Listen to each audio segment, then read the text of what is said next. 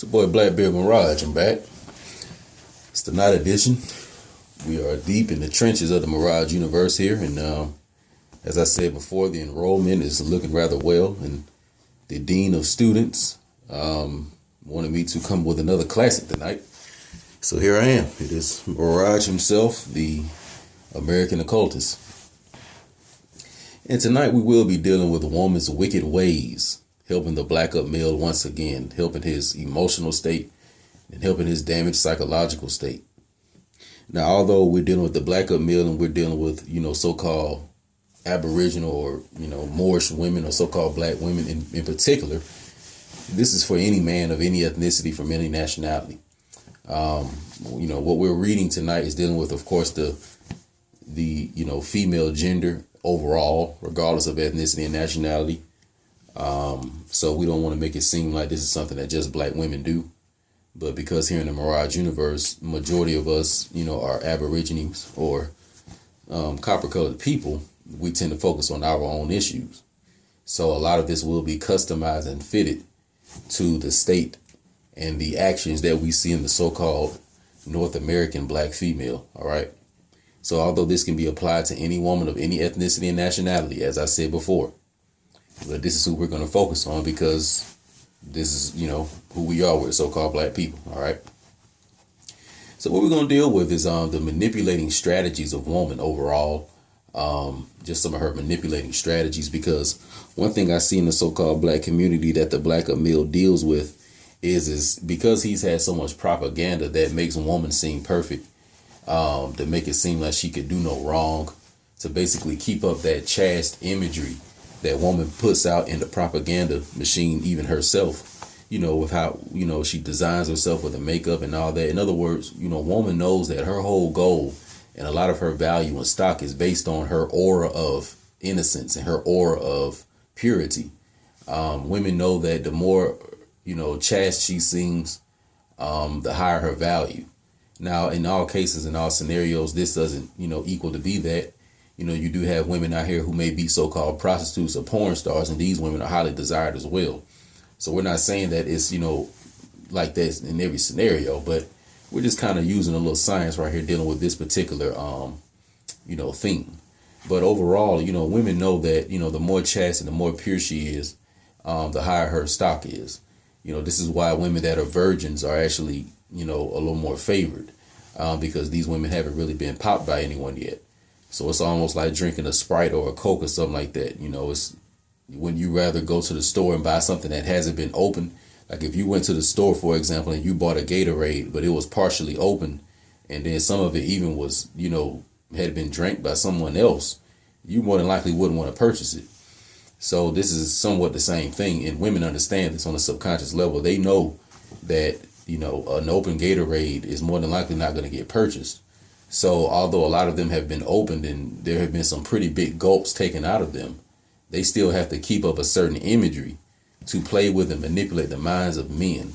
And one thing that the black male, he has this when it deals with, he has this theme in his mind about the black woman being God. And, this thing has been horribly abused. So although we're talking about black women, that's kind of the angle, just this whole thing that she's God, black girls rocks, how she could kind of conquer everything. And, this all plays into the purity, and her chasteness, because once again, a black male thinks he's getting something special. And this is something else that you brothers need to always know is that, no matter, even just always know that your future wife or your future girlfriend right now, that woman you've always dreamed of, she's being fucked by somebody right now. So what I'm saying is that there's no woman out there sitting on ice just specifically for you. Like this whole concept and this whole idea of like your dream woman and stuff like that. Although you may meet somebody that's, that you find the most attractive and even her attributes are the most compatible. But don't think that like she was just somebody sitting on ice her whole life, just waiting to meet you. Like, no, that's not the case. Like I said before, that Gatorade more than likely has been open. Now, it may not have, it may have only been open a few times or maybe even one time. But the likelihood of us meeting, going into the store to get a Gatorade and it hadn't been open, that's a little low. That's the likelihood of that is low. Okay. So, keep that in mind. There's no woman sitting on ice for you. It's only your turn for your worm. All right. And never forget that. It's only your turn for your worm. All right. Now I made an old tape dealing with that. So y'all check that out in the Mirage Classics. It's only your turn for your worm. All right. No woman is sitting on ice waiting for you. So this is showing you that although they may be acting like they're pure and that they do no wrong, but on the other end of that, I'm sitting there telling you that there's no woman sitting on ice for you.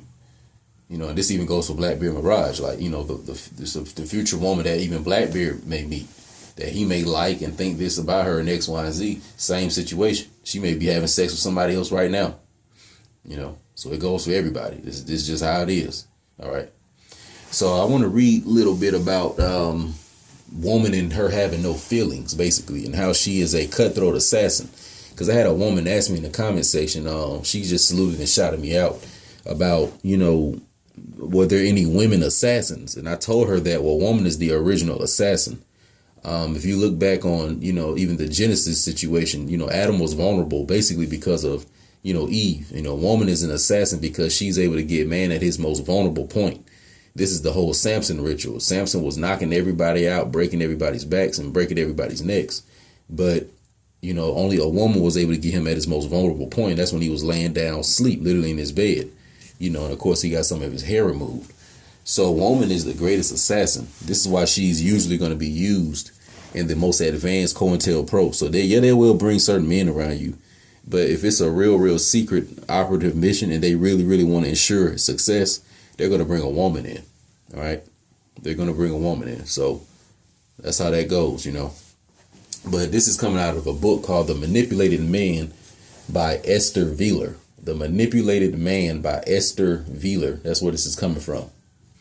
And as usual, we'll read this and just go through it. Woman has a great many methods to manipulate a man, but to list them all here is impossible. Suffice it is to look more closely at two relatively harmless methods: a man's good manners and the suppression of his emotions. So these are two methods that a woman uses to manipulate, especially the black up male, because he has this thing in his mind where he wants to seem like this righteous good man. Like, how you had these women say, I want me a good man. And now even some of these guys, they'll say, man, I'm a good dude and X, Y, and Z and stuff like that. And then on the other end, you have the suppression of his emotions. So him not really being in tune with his heart chakra, him thinking that, man, this bitch really may be cheating on me. But, I don't want to, expose it because I'm afraid of going back to loneliness and being single. Or, man, I think she's going in my bank account and doing X, Y, and Z. But you don't say nothing because basically you're fearing something. And more than likely, it's the thought of losing sex and then also the thought of loneliness. All right. So you will suppress certain emotions and deal with certain bullshit. Anyway, let's continue. Any man who wishes to be a success with women, and is there one who doesn't, must acquire a variety of qualifications. Apart from intelligence and ambition, industry, and pertinacity, he must know exactly how to behave in the presence of women. With this aim in view, women have established certain norms which are called good manners. Basically, the rule is that any man who has a sense of self-respect must at all times treat a woman like a queen.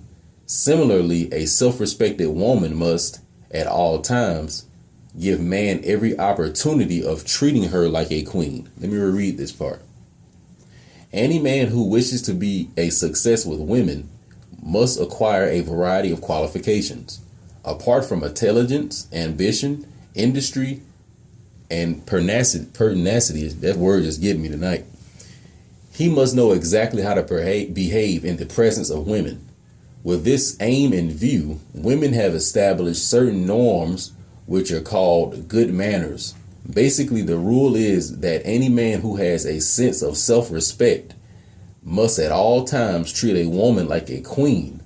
Similarly, a self-respecting woman must at all times give man every opportunity of treating her like a queen. So what this is somewhat bringing us into is that women all know subconsciously and consciously that all men want success. So basically, the woman is actually the one who says no and the man is actually the one who says yes. So if he's trying to do something, you know, her saying no actually will halt what he does, because if it's up to him, he'll get to do what he wants to do. So ultimately, women say no naturally and men say yes naturally. All right. And women manipulate this. All right. A woman will marry a man simply because he is wealthy. But if she is given the choice between two wealthy men, one with manners and one without, she will choose the man who has them. For if a man has mastered the rules governing good manners, a woman can be sure that he will never, at any time, question her ideal value as a woman, which he has long since been conditioned to respect, not even after she has ceased to attract him. So what this is also saying right here is this concept that women can't really make any mistakes. You see, like it says, men have been long conditioned to respect this, even after she has ceased to attract him. So it's also like with these Negro bed extensions, like you'll have these black up males out here, once again, defending ghetto gaggers, you know, telling me bullshit like I need to educate these women, and still, you know, coming at me like I'm telling them wrong information. What this is showing the long-term conditioning that they have suffered from basically thinking that woman can do no wrong, even after she's not even attracted to him. So these Negro bed extensions are making tapes basically saying how you niggas ain't shit and all this other stuff, that the white man is God and this, that, and the third. But yet and still, you still, because of your long-term conditioning, will continue to go to bat for her. It's a damn shame. Psychologists state that happiness comes with laughter, faith with prayer. This is true, but only for men. If he treats woman as a superior being, she will become a superior being for him. Women are more gifted to differentiate between fact and fiction. Unlike other methods of manipulation, good manners are not the result of conditioned forms of behavior based on profound psychological motivation. Children are taught to behave relatively late, and manners are particularly easy to recognize as a form of woman's exploitation. It is a puzzle why even today such old tricks are still successful. I'll give you an example of this. Just key in on the part how it says, children are taught to behave relatively late, and manners are particularly easy to recognize as a form of woman's exploitation. So you have a lot of women out here, like if they meet a guy and let's say this guy's ambitious, but he doesn't want to be tied down, because never forget that men correlate liberation with success. Like, in other words, men get euphoria off of being liberated in any kind of way, whether it's sexually, financially, etc. So, you know, the woman knowing that, and she'll still want the guy, of course, to be, you know, in a relationship and maybe tied down and bogged down with her. So what she'll do is she'll use, of course, a lot of these manipulative tactics, and then she'll say things like, well, you know, well, you need to mature and grow up and be a man, because she may see that he just wants to be single. Maybe when he gets off work, he wants to go to the gym, play basketball, you know, and you know, may go over his brother's house and play Madden with his brother for a few hours, you know, basically do stuff like that he usually normally would do, that he enjoys. And so she'll say things like, well, you know, you're being a kid, basically. So she'll call things like him playing a video game being a kid, you know, where that's something that he just does to really, once again, free and liberate himself. Because like I told you all before, like I play Assassin's Creed just because I'm not going to go around beheading and cutting people up in real life. So I play the game to basically aggressively release myself in certain ways when it comes to like combat. So, you know, men do this. And a lot of times we play the video games specifically for these reasons. For example, like when I play Madden, like if I showed you all my Xbox hit stick controller, the analog for my hit stick or the joystick for it, like that shit is so, the rubber on it is so peeled off, because every tackle I try to fucking hit stick, because I'm just, that's how man is. Man is programmed to, on the Martian, you know, Hayroo energy. So I'm always trying to basically injure the motherfuckers that I'm tackling. You know, and I even be fucking around and missing tackles and shit like that, and fuck around and break open the play for computer, but that's a whole nother story.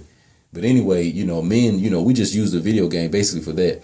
So another, what she'll do is she will suppress that side of him by telling him things like he's immature and he needs to grow up and be a man.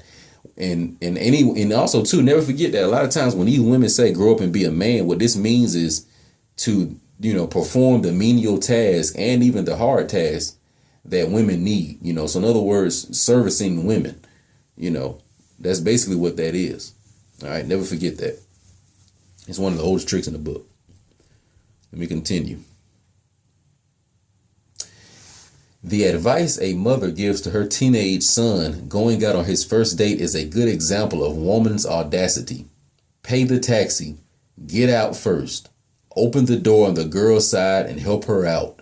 Offer her your arm going up the steps, or if they are crowded, walk behind her in the case she stumbles so that you can catch her. Open the door into the foyer for her. Help her out of her coat. Take the coat to the cloakroom attendant. Get her a program. Go in front of her when you are taking your seats and clear the way. Offer her refreshments during the intermissions and so on. And on top of that, we should not forget that the average type of play is an outdated form of entertainment because most of them are aimed at the intellectual level of women, as indeed as are many of those which we like to label quote unquote culture. Pity the poor man who has to submit to all this. He probably has an inkling that not only he, but the assembled company of directors, actors, and producers awaiting them are there only to perform the background for woman and her clique. Wow. This background is simply a place where she can indulge in her inane orgies, where she and other women can take part in their grotesque masquerades with the extras, the men suitably costumed in black. Now, luckily, the mother Mirage, the mother of Blackbeard, the cutthroat pirate, the assassin, Mother Mirage didn't do this. So, we're going to just salute her real quick. But you have this. You have a lot of guys, especially these black males, because their mothers, have already received the benefit of basically castrating some other woman's son.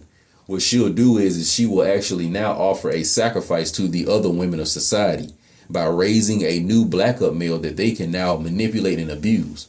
Because you got to remember that all women are basically manipulating and abusing some other woman's son. So what they do is they pay other women back by sacrificing their own son.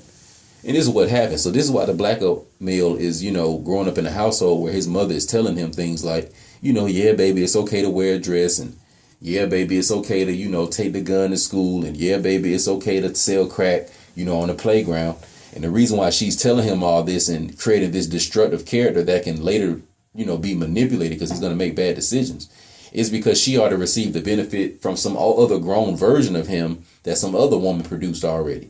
So she already got some dude that, once again, that maybe was selling crack. And because he had this wild lifestyle and, and it was very, very hot, she was always holding his money. So she's spending extra money. She know where it's stashed at, and just different things like that. You know what I'm saying? So she's going to always subconsciously sacrifice her son to other women so they can now have them a black male. And that's how it goes.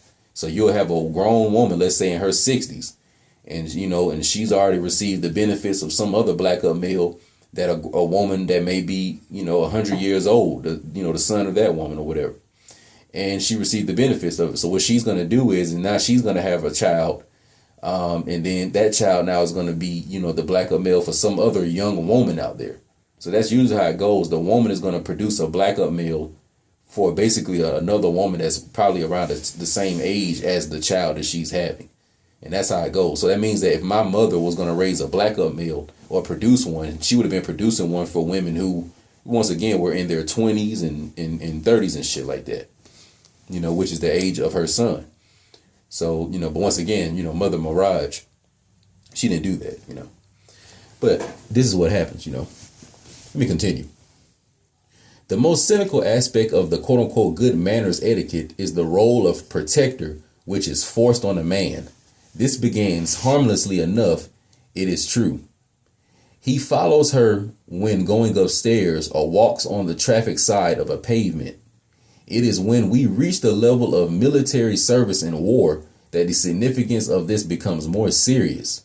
One of the most important rules is that a man must, under all circumstances, protect a woman from unpleasantness, even if necessary with his life. And as soon as he is old enough, he will do just that. This training is accomplished at such an early age that in any catastrophe, a man will save women and children before he thinks of himself at the cost of his own life. Now, y'all know I got to go into that shit here. And this kind of brings us to what I was saying about, that so-called black woman that was in the pizza gallery that was getting banged, hit over the head and stuff like that. And why, you have the man who would jump in that shit. And then let's say you had a guy who would go ahead and mind his own business. See, never forget that when you see a woman and a man fighting in public, you don't never really know what they're fighting about. So the guy that's willing to just run over there and he has no information on the situation, no kind of intel, he's going off of this black male energy of this good etiquette, which is the role of the protector and is forced on man. And as it says here, as soon as he's old enough, he's going to do that. And it says that one of the important rules is that man must under all circumstances protect a woman from unpleasantness, even if necessary with his life. And that this training is accomplished at such an early age that in any catastrophe, a man will save women and children before even his own life. And a lot of you blacker men out here think that if a man isn't willing to sacrifice himself for the better of a woman and a child, that he's not a real man. You don't know that that's a blacker male trait. Because that's, first of all, that doesn't even make sense. Like, why would I endanger myself just to help somebody else that I don't know, or even if you did know him? Like, let's get out of the whole ego thing, because a lot of the times people only want to be a hero because they want to have their ego stroked. They want to have everybody look at them like they saved the day, and they like that euphoric feeling of it. So a lot of the times when the blacker male is running up to save the woman that's getting beaten, he's not really doing it for her benefit to save her. He's actually doing it for his own ego, so everybody can look at him like he's the man and this, that, and the third. And see, I catch shit like that. So that's some black male shit to me. And this is actually in a lot of black men. Like, black men want to just protect black women at all costs. Not even knowing, like, you see these hoes getting beat on or whatever, you don't know what the fuck they just did. Black male motherfucker. There is no compelling reason why these roles should not be reversed. Since woman is unfeeling, she should cope with the psychological effects of war atrocities more easily than a man, and the modern form of war requires neither physical strength nor intelligence, only the ability to survive, or so tenacity. All statistics about lifespans show that women live longer than men and therefore are tougher. A normally developed North American woman who has taken sports at school, for example, is certainly not inferior in physical strength to the much smaller Vietnamese man. A GI fighting against Asian men is making war on an enemy no stronger than his college girlfriends. So what this is saying right here is that because a lot of women really lack empathy in a lot of areas, they actually are very, very equipped to go to war. So you have in this age now, the strong, independent black woman thing. Let's take this hypocritical statement. Now, the black woman, once again, now she's very, very heartless in a lot of things, especially when it comes to you black up men, or really all men in general, especially the Aboriginal more. So, she can do things to you and not really feel no type of emotion, okay? And usually the people that you want going to war and being in confrontation and combat are people who have no emotion. People who can be somewhat robotic and keep that Terminator type of mentality when they're in combat. Because it can be hard sometimes to shoot somebody or, let's say, stab somebody or things of this nature. But the so-called black woman is a master at this. She shoots and stabs the black man all the time. So, this is why she would be very, very good in war. And that's why she's used actually as a double agent against you black up males. But anyway, because woman has this ability, it says that there's no reason why the roles shouldn't be reversed. So because woman can go to war and she is as strong, because it says right here now, it says all statistics about lifespan show that women live longer than men and therefore they are tougher. So are the women living longer because the men are taking on most of the grunt labor and most of, let's say, the, hostile task? That could possibly be it. But according to women in 2018, according to the Time's Up movement, according to the Me Too, according to the Black Girls Rocks, according to all my single ladies, according to all my independent ladies, y'all are stronger than men and y'all don't really need men. So if that's the case, We need to see y'all getting ready to go to war in this World War III shit. So that's what I'm kind of looking towards. And I don't want to see, and I don't hear nothing about, no, women ain't, no, that's what it is. Women are callous creatures, as this thing is saying right here, and I'm going to go into that in a minute. But, think about that. This part is very, very powerful for you black up males, because it's very, very interesting how these women castrate you and have totally destroyed your heart chakra and got you thinking that, just because a man may cry or feel some type of emotion, that he's weak. Check this out. We have already mentioned woman's lack of emotional capacity. The fact that women make every attempt to suppress man's ability to express his emotions is a certain indication of this. Yet she still contrives to create the myth of feminine depth and feeling of vulnerability. The tear ducts are tiny pouches containing fluid. With training, they can be controlled, just as one controls the bladder, so that there is no more need for an adult to cry than there is for him to wet his bed. A male child is taught very early in life to control both these functions. Once again, woman degrades herself. Boys, don't cry. You are not a little girl. Little girls, on the other hand, are never taught to control their tears, and they quickly learn to use them to their advantage. If a man sees a woman crying, it will never occur to him that she may be incontinent. He assumes her feelings are aroused to be a considerable extent, and even judges the degree of feeling by the quantity of liquid shed. So it's just showing you a certain hypocrisy right here that, women on one hand, they'll tell guys that, crying is weak. Men that do this is soft X, Y, and Z. So they're telling him basically that he should learn to control and suppress that part of himself. And like it says that, just like holding back, let's say, some urine in your bladder could be almost like holding back some tears.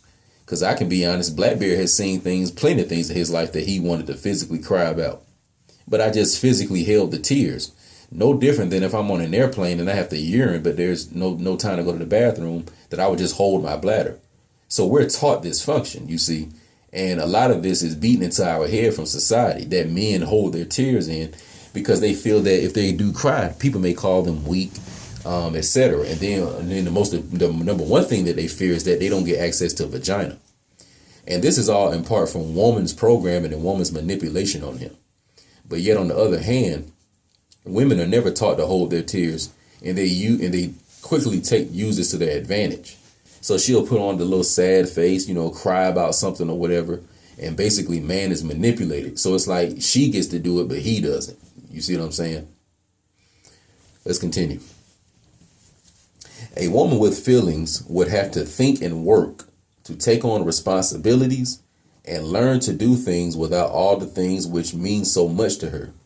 But she does not want this. She decides to remain callous, but she knows at the same time that it is necessary for woman to enact the role of a sensitive being, or man would always become aware and her essential cold and man would become aware of her essentially cold, calculating nature.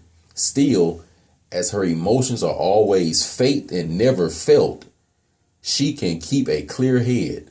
You can take advantage of someone's feelings only if you are not involved yourself. Let me repeat. You can take advantage of someone's feelings only if you are not involved yourself. So this is showing you how, a lot of these black females are detached emotionally from you so-called black up males. Therefore, she turns her partner's emotions to her own profit, only taking care to make sure he believes she feels as deeply as he himself, perhaps even more deeply. She must make him believe she, as a woman, is much less stable, much more irrational, much more emotional. Only thus may her deception remain undetected. But manipulation has, in any case, already taken care of that. So what this is saying right here is that, a lot of these women be manipulating and tricking you. And a lot of the things that bother you, it really doesn't bother them. but they can't really show this because if they do, it would show that cutthroat, viper-like nature that they have. So basically, they act like it bothers them, and this is why ghetto gaggers is never called out. This is right here. I just opened up one of the 7 seals of Revelation. This is why ghetto gaggers is never called out, because it doesn't bother them. So what is this saying to you, black up males? Let me repeat this part, because y'all, you didn't hear me. You didn't hear me. I'm about to reread this last part. This last part is going to explain to you why they don't call ghetto gaggers out and why they're not mad at it. Listen up. She must make him believe she, as a woman, is much less stable, much more irrational, much more emotional. Only thus may her deception remain undetected. But the manipulation has, in any case, already taken care of that. So these women that act like they a little mad, every now and then, if I make a Negro bed stench tape, you'll get a few comments about, these women X, Y, and Z, right? But that's just to keep us on ice, because ultimately they really don't care. If they cared like that, then I would be probably going to make comments on their tapes about it. You see what I'm saying? But as this shit said right here, man, I'm going to reread it again.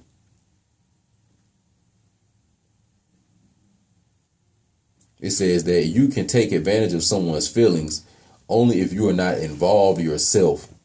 So if you look at, let's say, the Negro bed stench or the ghetto gagger or the cumdump.com or whatever, and every skit is about her being mad at her black boyfriend and her going and doing racist and abusive porn because she's mad at her black boyfriend. Clearly, this is showing you that she's taking advantage of your feelings because she's not involved in it herself.